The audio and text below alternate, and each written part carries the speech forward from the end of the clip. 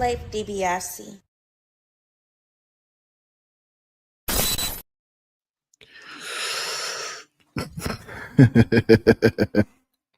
Y'all know what it is, man.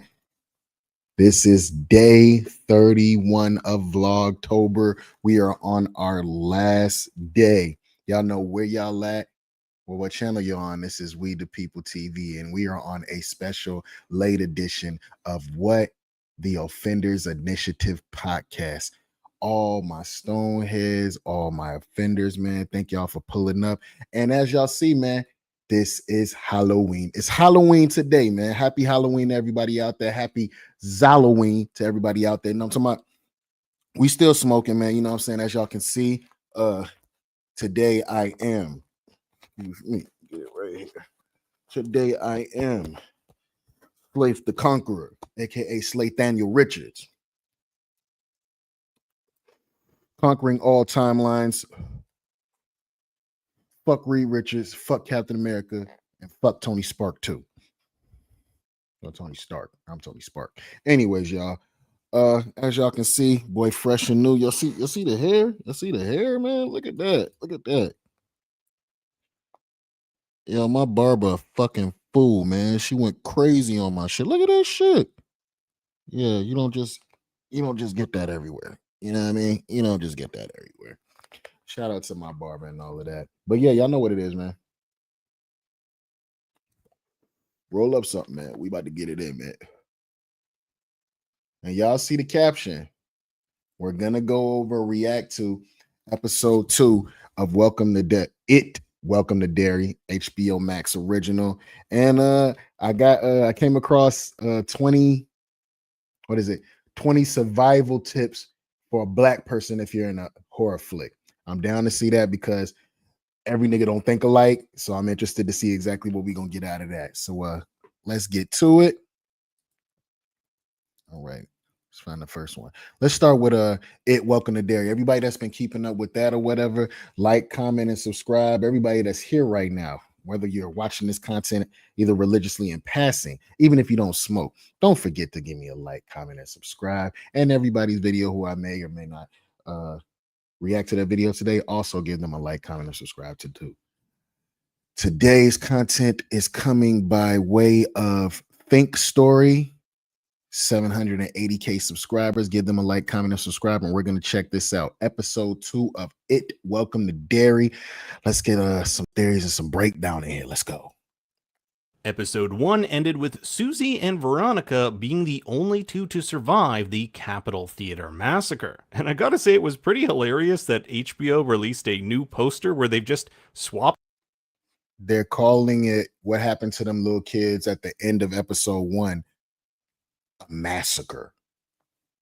Let's not even play. I saw one of them kids get lifted up in the air and ripped in half like he was a sheet of paper. Shit was fire. Out Phil and Theo with newcomers Will and Rich. We'll later hear from the police that no bodies were recovered from the scene. So where did they go? We can assume that Phil, Theo, and Susie met the same fate as Georgie in It Chapter 1. Their bodies taken deep within the sewers of Derry where they'll float above Pennywise's lair. Last episode we saw on Leroy's paper. That's exactly where they are.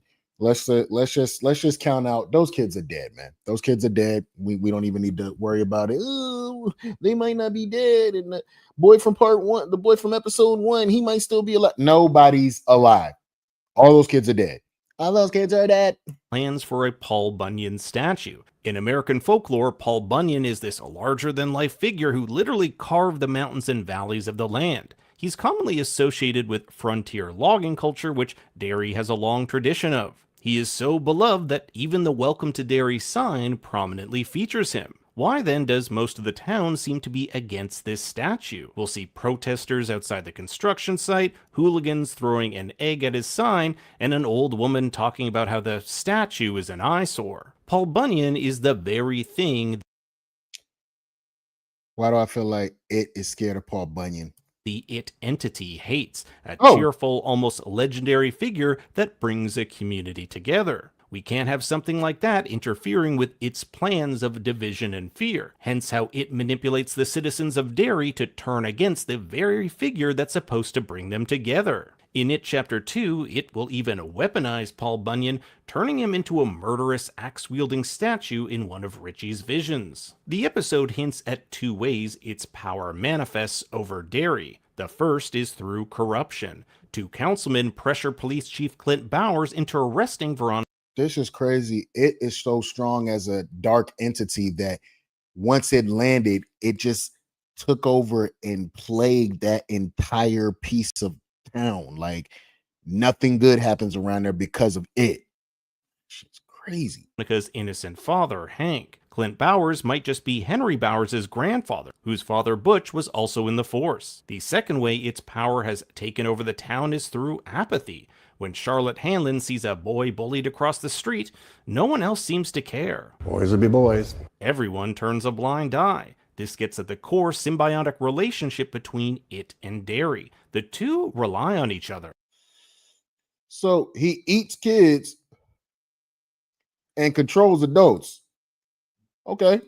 In exchange for providing it with a steady supply of corpses, Derry thrives. But when it's defeated, the town literally collapses. In the novel, water mains explode, streets buckle, and buildings collapse. Derry's sewers, mains, and tunnels that connect to its lair function like a nervous system. In this way, it is connected to Derry, and Derry connected to it. Speaking of Paul Bunyan, we have a brand new title credit sequence which has some interesting details that are easy to miss. Okay, cool. I did want to know what was up with this new title credit scene. The upbeat music and cartoon aesthetic counter the show's horror. We'll see familiar establishments such as the Jade of the Orient Chinese restaurant, the Music Man playing at the Capitol Theater, and Keen's Pharmacy, which featured prominently in the films. Also, to everybody out there that's pulling up, if you did celebrate Halloween this year, Zalloween this year, tell me what you're smoking on, what was the strain of the day, night, whatever the case may be, and what was your costume? You know what I'm saying? Obviously, I'm going as Slate the Conqueror. We have the sewer entrance to the side, and behind it, the infamous Kissing Bridge. This is where Ben Hanscom was beaten up by Henry Bowers, and near where the Losers Club made their pledge to return to Derry if it comes back. It's actually located in Ontario, Canada, where the show is filmed. Our first look at Juniper Hill Asylum, the notorious Stephen King mental institute featured in such novels as Insomnia, The Tommyknockers, and Gerald's Game, just to name a few. Okay, that right there. I just want y'all to take a look at that. What it is Stephen King is one of the first people cinematically to have his own like universe where all the movies, all the books, the characters kind of cross and connect and all of that. So even though all these stories like Insomnia and the Tommyknockers and even it itself are stories one-offs by themselves, they exist in the same universe. Y'all get what I'm saying? So some of the characters from these different novels and movies, such as Insomnia, The Tommyknockers, and Gerald's Game, might cross over into other stories also written by Stephen King. Kind of fire. Game, just to name a few. It's also where Lily will be taken at the end of the episode. Here we have the creepy Neibolt home, which sits atop the cistern leading to Pennywise's lair. You might have even noticed a red balloon. We transition to a nuclear bomb going off on a school projector, Bert the Turtle, and a clown hand on the machine. Speaking of clowns, Pennywise here, guns a-blazing as a group of townspeople massacre some gang members. This is a nod to an event in the novel called the Bradley Gang Massacre. Set in 1929, the Bradley Gang were a group of bank robbers who the citizens of Derry brutally slaughtered in broad daylight. Witnesses even recall seeing a clown on the scene. Look at this ugly motherfucker. Just scary, man. But I love Halloween. I love scary shit. This is fire. Nice shot. This event can also be seen on a mural in town. Later in the episode, we'll see a 1920s automobile filled with skeletons, cash. Now, this was some fucked up shit, bro. I'm telling you. Look at this. They just lift this whole car up, and there's nothing but bodies in there, bro. What if that's your first day on the job as a cop, man, and that's what you see? and Tommy guns dug up by the military. This is likely the same car and people from that massacre, but we'll get more into that in a bit. There's also a Bowers roadside produce shop just showing how connected the Bowers family is to town, and finally we get a depiction of another big Derry event known as the Kitchener Ironworks Fire. The flaming bunny costume is a nod to this fire taking place on Easter Sunday, a fire which never should have happened considering all the machines were shut down. By the way, all these different occurrences that are happening within Derry, Maine, like that brutal beating, that gang war where a bunch of people died, and this fire right here that they're talking about where a bunch of people died, all caused by dark entities, aka it caused all of this. The more darkness there is, the more fear there is, the more he can feed. 102 would tragically perish, 88 children and 14 adults, with several bodies never recovered. Hints of this fire can be seen in It Chapter 1 when Ben Henscombe researches Derry's past tragedies. Arriving in town is Leroy's wife Charlotte and son Will. Will is Mike Hanlon's father from the films. Right. They've come from Shreveport, Louisiana, where you see Louisiana plates. Now, there are a lot of interesting undertones in this family dynamic. For example, Leroy doesn't tell his wife the truth about how he was beaten up on base. Shreveport, that's around my way. And you're not telling your wife you got beat up on base. It could be to protect her. I don't know. My wife, my best friend. I probably would have told her, baby, they jumped me. They jumped, but I held my own though. I held my own. I fought back. I hit some of them. Second, Leroy hasn't really built a strong connection with his son. His son is into science, reading, and learning, while Leroy is more of the let's throw a ball in the backyard and talk sports type of guy. In fact, it was Charlotte who bought that telescope for Will on Leroy's behalf. Okay, all that's cool. Your son is into science, he's in nerd shit, and you're more of a man's man. Whereas, yo, man, let's go build a treehouse. Let's go throw a football. Let's go talk about sports. Let's go hunting. And all that's cool. But when you got kids, bro, and you realize where they're at, you got to meet them where they're at. You can't make them be you. You know what I'm saying? Whenever you try to make a child be you trying to live through the child and make them do the shit that you wish you did, they're gonna crash out every time. And you're gonna end up having a bad relationship when they're older. The neighbors don't seem too excited at the Hanlons' arrival. Charlotte will even get weird looks from the locals. Is this because they don't like black folks in Derry? Who the fuck you know that's black from Maine? because she's black, or has it made the townsfolk weary of newcomers? We also don't know about Leroy's burn marks on his arm. My best guess is that this was sustained in some sort of Korean War injury, whether in a plane crash, battle, or torture as a POW in North Korea. I also think there's a pretty big setup here with this talk of a sextant, a navigational tool to measure one's position should traditional navigation malfunction. I wouldn't be surprised if Leroy or Will have to use a sextant in the episodes to come. During dinner, we learn there are some ulterior motives to the Hanlon family leaving Shreveport. It's implied that Charlotte was heavily involved in the civil rights movement. Charlotte said, let's get the hell on. Now that they done killed Dr. King. It ain't safe for nobody. As Leroy states, she got too involved with, quote, making signs and sitting where she wasn't supposed to. This resulted in the family getting a brick thrown in their car window. Last episode introduced us to the mystery of the men in the gas mask. Although their identities remain. Nah, I smooth thought, like I told y'all when we broke down episode 1, I smooth thought that this was it fucking with Hanlon Sr. here. Hidden, we do pick up a little more information. Masters is picked up and confesses to the crime, although Leroy suspects he's innocent. The masked man who pulled a gun on him was adept at using a specific Russian gun known as the Makarov PM, a notoriously difficult gun to load and handle. Leroy knows this from his time as a POW in North Korea. Many of the North Korean guards had these handguns given to them by the Russians. Those guns are trash. And they struggled to get them to work. So when Masters reveals he too can't get the gun to load, Leroy knows he wasn't the attacker. So who are these men then? Later in the episode, we'll find that General Shaw set up this attack as a way to test Leroy's ability to handle fear. He heard. Hey, yo, anytime you want to test me, you could just ask me a question, motherfucker, instead of sending people to whoop my ass and mask in the middle of the night. When Leroy was in Korea, he damaged his small amygdala, a part of the brain that helps process fear. Shaw states that he needs a man who knows no fear, for this is a very special mission. Shaw won't disclose the names of the men who partook in this attack. Since Masters has been proven innocent and it's highly unlikely that perpetrators were non-military, that leaves us with Dick Halloran, his two drinking buddies, and Colonel Fuller. Dick Halloran, who you may remember from The Shining, has had an eye on Leroy since episode 1. Remember I told y'all he was the head cook, the head chef in the kitchen in the original Shining. This is a young version of him.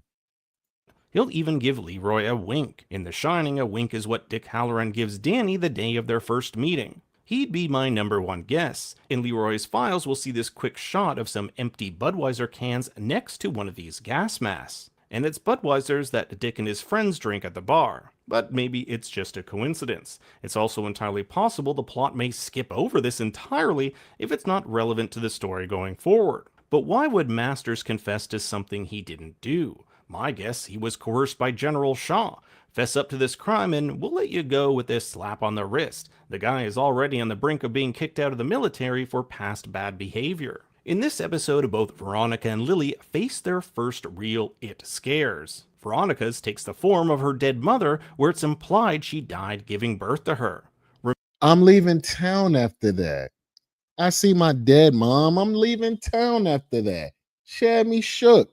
Remember that it uses our greatest fears against us. For Veronica, this is the fear that she is responsible for her mother's death. And it's here we get our first glimpse of Pennywise with a hint at his eyes. This feeling of guilt is also experienced by Lily, who feels responsible for her dad's death at the jarring plant. Her fear manifests. That shit was crazy, y'all. Did you see it? Ooh. Ooh. God bless. Amen. Get yourself some vitamin C out there. It's starting to become that season. You might get sick. It's a little sneeze. I'm not sick, but I think that might have just been the smoke. But anyways, yo, this part right here was crazy. First of all, second of all, great shot. That little girl played up that fear, man. I'm telling you, this show is on 1,000 with the horror. I'm telling you.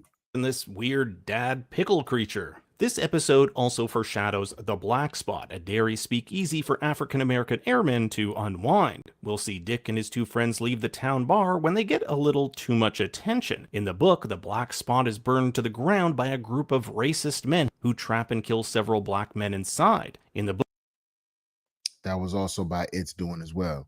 We'll recall seeing a giant bird with balloons on its wings during this event, implying its influence. Perhaps the biggest mystery thus far is Dick Halloran and his connection to the military's top-secret Project Precept. Here's what we know. Dick is of extreme importance to the higher-ups in the military. This likely involves his telepathic powers. General Shaw tells Leroy that the Special Projects Building is the command center for a project aimed at preventing a nuclear strike from the Soviets. This project involves locating a weapon that's been buried in Derry for a long time, and this weapon is known to create debilitating fear. Let me find out. Dick Halloran might be one of the people who originally, back in the day, put it away. You know what I'm saying? Made him go away for 27 years. Why Leroy is perfect for the job. The damage to his amygdala allows him to bypass this fear, or at least theoretically that's what's supposed to happen. The general doesn't say what kind of weapon this is, but I think it's safe to presume it's not of this world, just like the entity It. Dick's powers seem to allow him to locate either this weapon or the quote-unquote beacons surrounding the weapon. They are currently on their 4th dig site, with one of Dick's commanding officers starting to... Beacon is a crazy word to use. That's key right there. Believe Dick is purposely leading them in the wrong direction so that he can enjoy the benefits bestowed to him by the higher-ups. It's possible this weapon could be elements of the asteroid that contained It that landed millennia ago. If the military could harness this power, they could destroy the Russians. Shaw refers to the beacons. I'm thinking that's what it is, because we don't think any further than what we can fucking see. So of course the military is trying to build a goddamn weapon, and they're gonna go down there and fuck around and get killed by it. Surrounding the weapon as objects. We'll see all sorts of miscellaneous objects in the Special Projects hangar. These include things like old baseball uniforms and cars. Are these the beacons they've been discovering at these past dig sites? Are the beacons remnants of it and Derry's past crimes? For example, if the automobile recovered at the end of the episode is from the Bradley Gang massacre, are these dig sites ways for the townsfolk to cover up their crimes? Each dig site could be a past Derry tragedy where relics from them have been hidden away. These beacons all point toward the source of this evil, the it entity itself. They're going right. They going after it. This is crazy.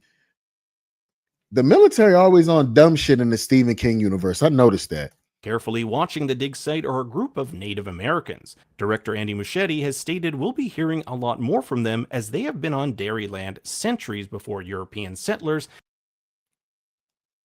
The Indians, the Native Americans, they know what's down there. And likely know a lot more about its control over the land. If there's a theme to this episode, it's definitely throwing others under the bus. Marge throws Lily under the bus in order to gain points with the popular kids, and Lily throws Hank under the bus by sending him to jail. Although to be fair, she was definitely coerced with the threat of being sent to Juniper Hill. We learn that she's actually been sent here before after previously experiencing a psychotic outburst after the death of her father. This is the place we see a child getting a lobotomy in the opening credits. I'm curious how long Lily will stay here and if we'll meet any other Stephen King characters roaming the halls. That's a good thing because that's Juniper Hill. It's a possibility we might meet other characters from other movies, other books, and all of that.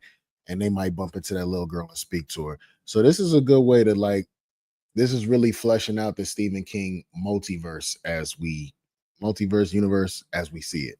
Now let's move into some hidden details. We learn Veronica's last name is Grogan. Veronica Grogan was a child victim found in the It novel. There's also an Edna Grogan in the film adaptation of King's novella, Mr. Harrigan's Phone. I love this shot of Charlotte framed between the alleyway with the Capitol Theater behind her.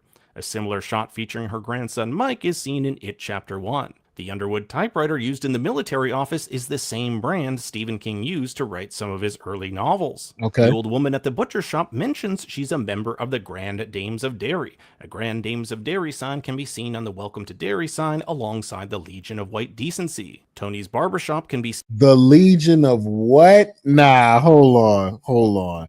How did I not see that? The Legion of White Decency.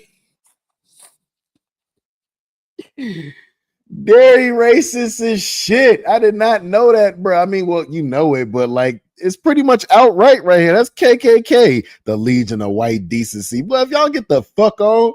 Decency. Tony's barbershop can be seen in It Chapter 1, and the Falcon Tavern, at least in the novel, is where Adrian Mellon, the man killed at the beginning of It Chapter 2, is beaten before being thrown over the bridge. In the It novel, it's described as a gay bar owned by Elmer Curdy, and Elmer is the name of the bartender here, although this is certainly not a gay bar. Colonel Fuller might be an ancestor of Vicky Fuller, the little girl lured under the bleachers and killed by Pennywise in It Chapter 2. The butcher, Stanley Kirsch, might be related to Mrs. Kirsch, a woman possessed by it that haunts adult Beverly. This is what I'm saying. Because we know that the Losers Club didn't kill it until, later down in the timeline.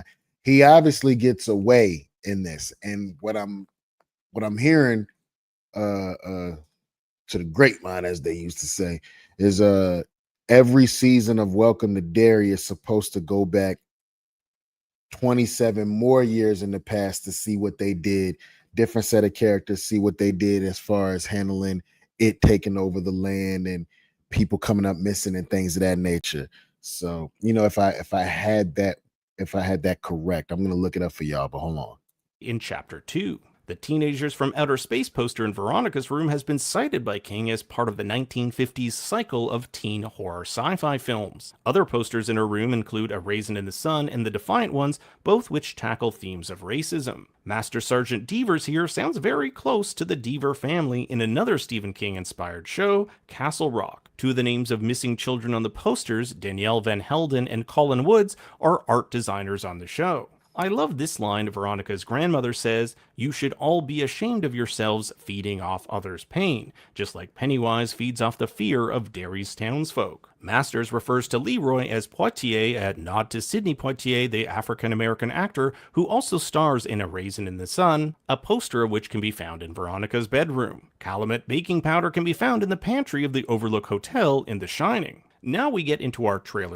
Okay, so yes, Welcome to Derry is planned for 3 seasons, and each new season will go back in time to a different historical era. The first season is set in 1962, followed by the second season in 1935, and the third season is in 1908. So now we see what's going back. It's going back 27 years each time. You know what I'm saying? Sleuthing section where we take a look at the week's trailers at what could be in store for the episodes to come. Dick Halloran over for dinner at Leroy's. Expect these two teaming up. Speaking of teaming up, we have Will and Rich alongside Lily and Veronica, so it looks like Lily gets out of Juniper Hill and patches things up with her. The kid She's still crazy as hell. Look at her, just looking crazy. She look crazy. She looks scared. Stupid. kids meet with the police chief and are warned to keep their noses out of police business. Hank being chained and sent to Shawshank Prison. If he ends up there, he'd be there the same time as Andy Dufresne from the Shawshank Redemption. That's fire. I went through this in my last video, but it's very much implied we'll be getting a Pennywise backstory. The Welcome to Set videos shows a ton of flashbacks at an old carnival. The kids venture into the Derry sewers, and joining them is Marge, a meteor plummeting to Earth which may depict the origin of the entity that is it. There are several shots of the town being overrun by smoke. Whether this is some sort of explosion, the sewers, or something similar to King's The Mist is yet to be known. The school children here floating and their eyes rolling to the back of their heads. Then there's a bloody Pennywise who the creators have said will appear more near the back end of the season. Dick Halloran makes his way to Pennywise's lair. However, we don't know if this is one of his telepathic visions or if he's actually there. We'll later see him in a military aircraft where the edges are all blurred, definitely suggesting this is some sort of vision, one that may even involve the plane Leroy is supposed to be testing. We see a few glimpses of what is likely the black spot. Oh man, this I don't know. I'm liking this show more and more, even when the trailers come out, because this is looking like one of those the bad guys gonna win situations. I love that for real. You thought y'all was gonna win? Psych. Something pretty bad happens to Marge's eye, and later we'll see her with a full-blown eye patch. The kid's here holding some sort of relic. Could this be one of the objects the military's been searching for? And can it be used to seal away it for good? Obviously, it doesn't work, considering it appears in the next cycle. At one of the dig sites, we'll see this weird white rock-like object. Could it be a shard of Pennywise's meat? I remember it chapter 2, and it spoke to the Losers Club, and he told them something about how the group of Native Americans tried to get rid of him, and they got it wrong. He ended up eating all of them, and yeah. So the Losers Club are the only people to get it right. Everybody did all of this shit. Turns out all you had to do was just not be afraid of that motherfucker. That's really what it was. Meteor that crash landed millennia ago. Many of the trailers show Pennywise framed against a fiery backdrop. Is this a flashback from the Kitchener Ironworks fire or a new event entirely? I'm just excited we're getting closer to a full Pennywise reveal. But now I turn it over to you. What did you think of episode 2? I want to hear your That again is by Think Story. Shout out to those good folks, man. What did y'all think about Welcome to Derry? Welcome to Derry episode 2. Does it have you locked in? Does it have you wanting more? And now that y'all know it's going back 27 more years in the next season and the season after that, does it have you even more locked in? Because now we're getting world lore, right? Fire. Y'all tell me in the comments what's your favorite part about episode 2, Welcome to Derry. And last but not least, you know what I'm saying? Because I think I still got a little bit to roll up with y'all, man. So hold up.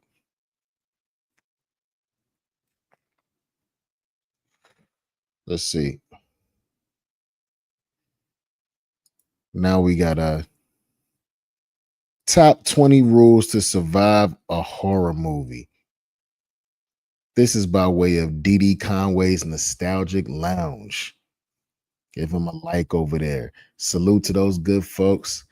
Let's check them out. All my people, man. Matter of fact, whoever's here, it don't matter. But let me know what rule y'all rocking with, what rule y'all not rocking with. Should it be 20? Should it just be 10? Should it just be 5? Let me know something. Go out this Halloween, you need to listen up. I'm Dee Conway, and I wanted to put together a few rules for my people to keep in mind before stepping out. Or if you somehow end up in a horror movie situation, maybe some of these rules will help you make it out alive. This is Dee Conway's Black Horror Movie Survival Guide. And in the comments below, tell me what rule you would add. Let's go. Smoking grits and selling chickens, call that painted living. It's Gucci. Living's on the chain. Oh. Rule number 20. If something don't feel right, it ain't right. Sanctuary. Off top, I'm agreeing with that. That's just being a grown person all the way around. If something don't feel right, if something don't sound right, if something don't smell right, bitch, it ain't right.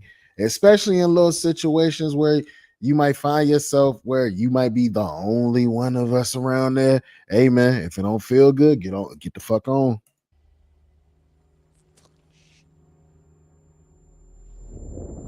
There's absolutely nothing wrong with cutting a night short and going home. Nope. Black folks are born with a sixth sense. I like to call it the that don't sit right with my spirit. Hold up. Wait a minute. Something ain't right. Right. Your stomach turns or your energy shifts. Don't question it. Leave immediately. Facts. There will always be red flags. I didn't even know he was Weird gonna do that. neighbor, a cold draft when it's hella hot outside, smiling white folks in the middle of nowhere. Nope. Trust your gut and leave. Rule number 19. Don't split up. This should be Survival 101. I'm gonna tell y'all something, man. You can look at some of your partners, right? And you can tell by the way them motherfuckers play Call of Duty if y'all went into a horror situation. Bitch, all y'all finna die. Because they don't stay with the team, son. Everybody finna die. Everybody finna die. We all high, first of all. We high in the bitch. And now Mr. Raincoat, Mr. Mask with no face on it is in here stabbing everybody up and niggas want to split up. Stupid. If he catch one of us, if we all together, we might could jump him. When this type of danger happens, the last thing we doing is splitting up. All right, now let's split up. Now wait a minute, hold up. How come every time some scurry shit happen that we need to stick together, you white people always say let's split up? I hate y'all niggas. Y'all niggas make my ass itch. If someone gets the dumb idea to split up, your pork rocket eating ass better stay with the ones that know it's strength in numbers. Facts. Even better idea is to stay away from the person whose idea was, because they definitely marked for death. Unity is community. I'm doing my part. I'm doing my part. I'm doing my part. I didn't do fucking shit. Number 18, keep your shoes on. If something goes down and you need to run, you look stupid as hell running with flip-flops on. And you setting yourself up for the kill. Let's see with this one, right? It all depends on where you at. Like shit could pop off. You could be at a children's birthday party and then some crazy horror shit happen, right? You might have your damn shoes off in the bounce house. I don't know, man. You might get caught down bad. Instead of keep your shoes on. Well, to add to that, how about pull your goddamn pants up, man? All y'all out there, like wear pants that actually go around your waist, or Lord forbid, wear a belt that actually goes around your waist. Don't pull the pants down under your cheeks. You pulling the pants down under your cheek cuffs, you niggas, you niggettes. You pulling the pants under your cheek cuffs, and then you goddamn put the belt on under it. Don't do that, man. Because if you get in a horror situation, you're gonna fall. Then next thing you know, Jason gonna put his knife in your ass. Thank you, okay, now let that shit just mutilate her white ass and leave. Horror cases slipping, literally. And we not about to trip over our feet because some of you niggas want to be comfortable. Stay ready so you ain't got to get ready. Keep them laced. Hey yo, Dee Conway, my boy. Think about it, man. These kids, they wear Crocs and flip flops and shit like that. These niggas get into situations, bro. They gonna trip over their own fucking feet. They practically walking around barefoot. Hey yeah. Rule number 17. Don't go anywhere that starts with abandoned. If it's abandoned, that means it's cursed by default. No, you can't go in there. This is crazy. I don't even need to explain that one. Agreed. But what happens when another Georgie goes missing? Boy, fuck you. If it's abandoned, then it's hiding something. What happens when another Georgie goes missing? Boy, fuck you. We don't care about no Georgie. Georgie should have been bobbing when he was weaving.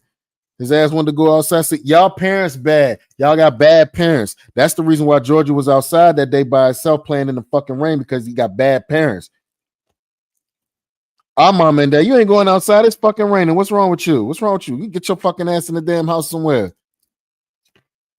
Yeah, see, we would have never got ate by the clown in the middle of the street. Also means to get your curious George looking ass back, because the last person that entered didn't leave that motherfucker. That's a fact. Rule number 16. Don't investigate strange noises. Remember that you are a Negro. How many fucking times do I have to tell you? You're black, they're white. Black people don't do, hey, let's check it out. If we hear some creak, hiss, or whisper the wrong way at the wrong time, we out. That's a If fact. the sound tells you to get out, then leave.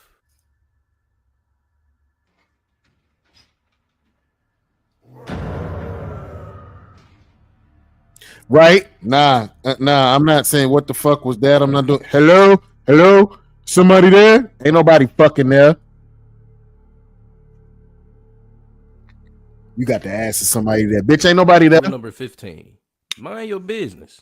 If it's not yours, don't touch that motherfucker. And breaking news, scientists have just discovered that you can mind your own fucking business. What it would be with the people in these movies, man, where they be in some abandoned something and then they picked up a picture and the picture be cursed and then the ghost that's in that motherfucker kill everybody just because you picked up the picture. Ain't nobody tell your whole ass to pick up the picture. That shit don't belong to you. We in somebody else's house. Don't read random diaries or books that don't belong to you, because you might mess around and summon something that was been locked away for centuries. That's a fact. I can smell your nappy pussy. Oh shit. We know how to mind our business, especially spiritually. If it's wrapped in chains or written in Latin, leave it alone. Rule number 14. Don't be the comedic relief. Niggas usually laugh at everything. We as a people tend to play too much and laugh at shit we not supposed to. Leon be eating cootie cat with booty in there. I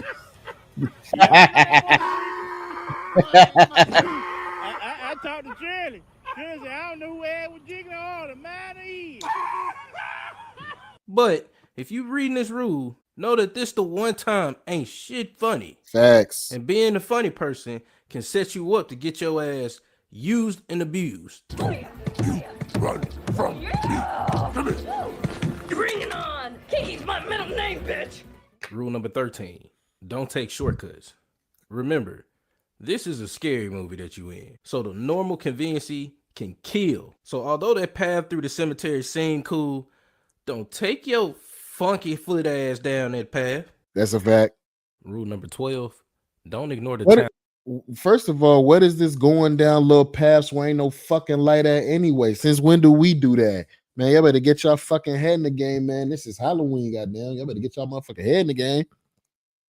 Folklore. Should you decide to take your frivolous, fruit bat looking ass on vacation, never ignore the story that comes with stopping in that small bumblefuck of a town that you stopped in. And see, here's the thing, right? We as a people are not going to the ghost town. We don't do that. We don't do the I'm gonna go explore the ghost town, the ghost house. These people got murdered in this house, and man, we're gonna stay the night in here. Who the fuck is we? Hey man, I see y'all when y'all get back. Be my witness. When you find out the town you stopped in has a fucked up past, leave. If the locals telling you it's not a good idea to stay there, get your hot garbage ass on the road. That's a fact. Message. Rule number 11. Drive yourself. If you're in a That is a rule in life, period. Because bitch, when I'm ready to fucking go, I'm ready to fucking go. You feel me? You can get out of a whole lot of shit if you ain't got the weight on the bitch. I'm telling you. Oh, nah. Who ain't came back? The phone's dead. Oh, okay, cool. I'm going out to the car. I'm out. horror movie and someone else offers to drive, accepting that would be your first mistake. You ain't down with that? Shut your goddamn ass up. Always drive yourself. Control of the car means control of the escape. If you see something weird or the news gets out that people getting their ass slashed, you can make your way out before any more BS happens. Mm-hmm. Ooh, let's see. For starters, they impounded my van. It's now an official crime scene, thanks to you. Here's your footage. Enjoy. See ya. Wouldn't want to be here. Hold on.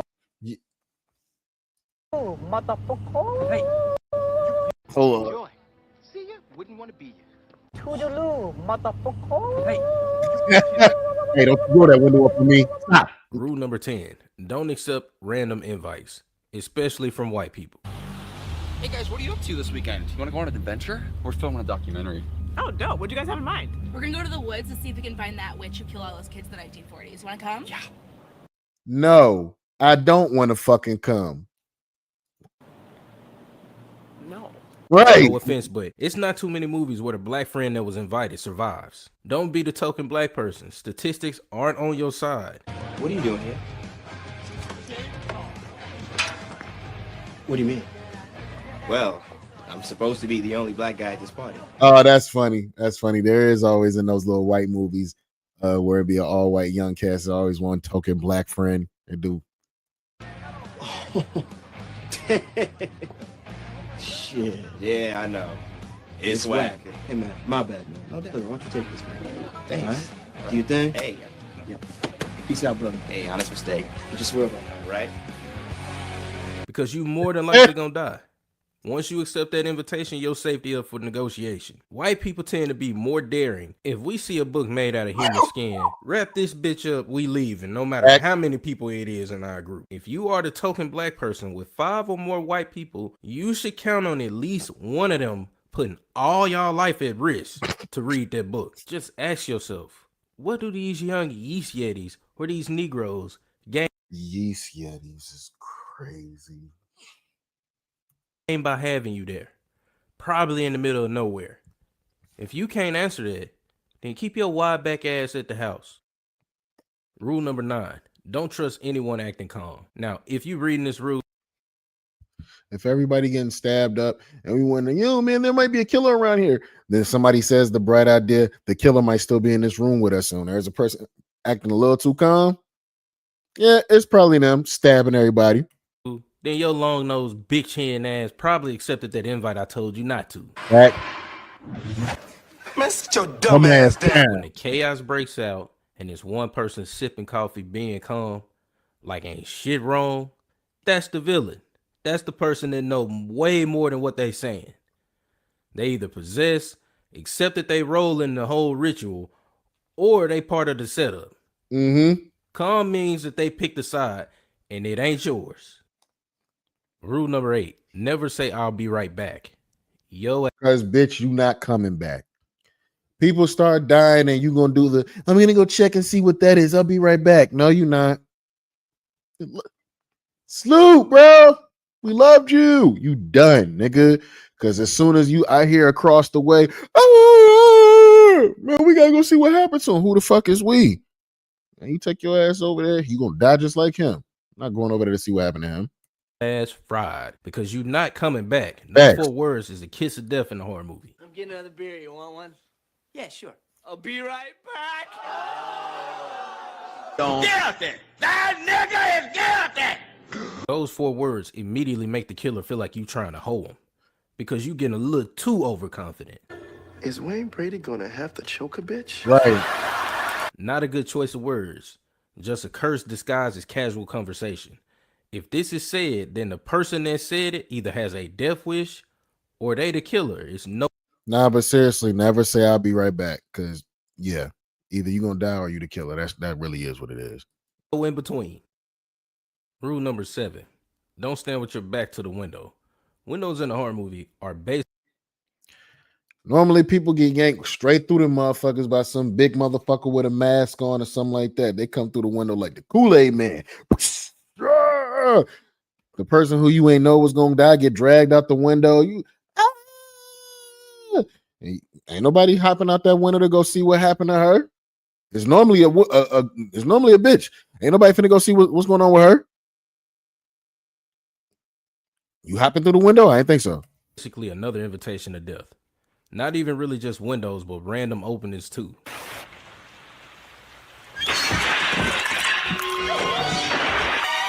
See? Told you. Bitch. If you can't see what's behind you, it's a problem. Don't be a dumbass. Keep the blinds closed and never assume that the quiet outside means safety. Rule number 6, no new houses. Scary movies love Modern families thinking that they've started fresh, only to learn that their dream home was built on some type of spiritual ground. Poltergeist to the motherfucker. Bitch, there's a ghost in the house. I'm out. You can't leave. You watch me. Facts. Deuces. Demons don't care about decor, hoe ass nigga. Right. Don't let the granite countertops fool you. If that house was cheap and it feels like you got it for a steal, your little brain ass about to experience the ride of your life. Somebody died in that motherfucker, and not in no regular way neither. Demon about to be in the crib turning your ass every which way but loose. All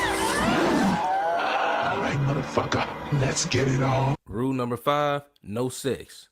Nothing drops your survival rate faster than getting freaky in the horror flick. Well, everybody knows that. You have sex in the horror flick, you die. The smell of Badussy just screams, come get us now to the killer. Passion makes people careless, and killers love a distraction. You can't fight evil mid-thrust, G. I'm gonna come. So do yourself a favor, keep it PG, and stay out that moot. Stay out that what? Stay out that moot. To the animals and the kids. Children and animals are natural ghost detectors and detectors of evil. Kids and animals are your early warning. So I was watching The Conjuring, right?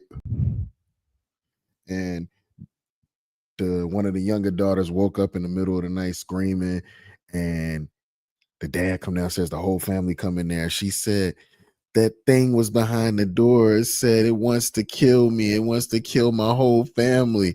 Are you listening to your daughter and getting the fuck on right then and there? Or are you going to be like, you just had a bad nightmare? I'm sorry. I'm listening to my baby. She said she saw something in the shadow, goddamn staring at her, talking about it wants to kill her and her whole family. We getting the fuck on right then and there. System. So believe them the first time. Even if the kid baby as hell. Someone in the hallway, standing outside my door. Oh, what's up, buddy? There's a fucked up face watching me from the dark. Ghosts and goblins, little buddy. Shut up, Dave! I heard him breathing, and then I saw him. He's in here. Boogeyman's in this house. Seeing a man in a closet ain't something a little kid would play about.